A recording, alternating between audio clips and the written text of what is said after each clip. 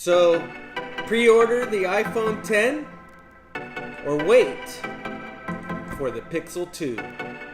That is the question. Hella sketchy.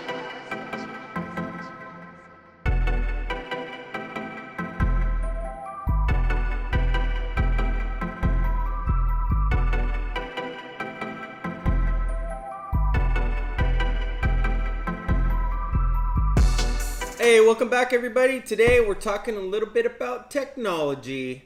I'm going to give you a little bit of my background. I've been an application developer for over 17 years and making applications for mobile phones, web apps, companies like Fox Sports and NFL.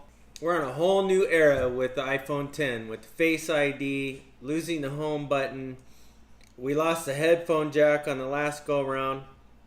Let me ask you something. Are you an early adopter? You know, like the bleeding edge technology person where you've got to have the latest and the greatest regardless of what any issues or bugs or how painful it might be to own such a device or application?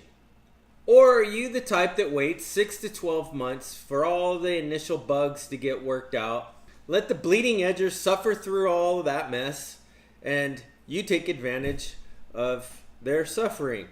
Or you wait till the second edition comes out, or even the third edition?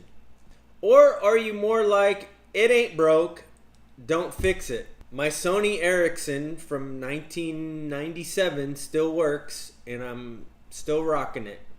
That is the question. Drop $1,000 and be on the bleeding edge. And let's not forget some of these first initial releases, because even though this is iPhone 10, this is a new release.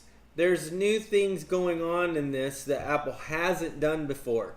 Not new as far as technology as a whole, but new for them. The OLED screen, the Face ID, that whole thing. There's a new operating system with the new chip and that type of thing. So if we remember back to the iPhone 4, it was the whole antenna gate scenario where there were issues with the signal and that type of thing that it took another iteration for them to get figured out. Or if you recall the iPhone 6 with the bend gate, and it was really soft and bendy, you put it in your front pocket and it comes out in a concave scenario, or convex depending on how you placed it in your pocket. So here we are again with a new iteration. So,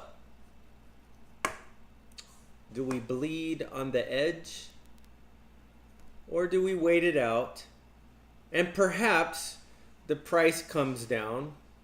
And perhaps there aren't as many bugs in 6 months or 12 months. Or perhaps we take the conservative road and go with the iPhone 8 or the Pixel 2, which I'm really intrigued by, which we're going to see an announcement from Google on October 4th. So I'm curious to know what your thoughts are. Are you the early bleeding edge adopter of the latest and greatest technology? Or are you from the mindset, let the bleeding edgers figure out all the bugs. When those get figured out, I'll jump in. Or are you of the mindset of, it ain't broke, it doesn't need to be fixed? So, upgrade from the 6S.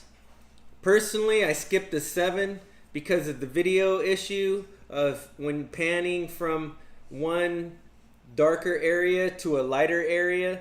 The exposure change was very choppy and it wasn't a clean video experience. Not sure if that's been fixed in a software release or not. I'm assuming that's been fixed on iPhone 8 as well as on 10. We'll have to see. I'm not eager to drop $1,000 on a new phone whatsoever. My 6S shooting 4K at 30 FPS works just fine, but I do want to get my hands on one. I did that with the 7. I got my hands on one in the store and I was not happy with being able to shoot video on it. So that be the case. Also, the Pixel 2 is about to be announced, and I've been doing a little bit of research on that, looking at the options there, and it looks very intriguing. Maybe I'll be jumping ship to the Google phone, so we'll see. Anyway, let me know where you guys stand on that. Are you guys more into, I gotta have the latest and greatest thing, or it ain't broke, not gonna fix it?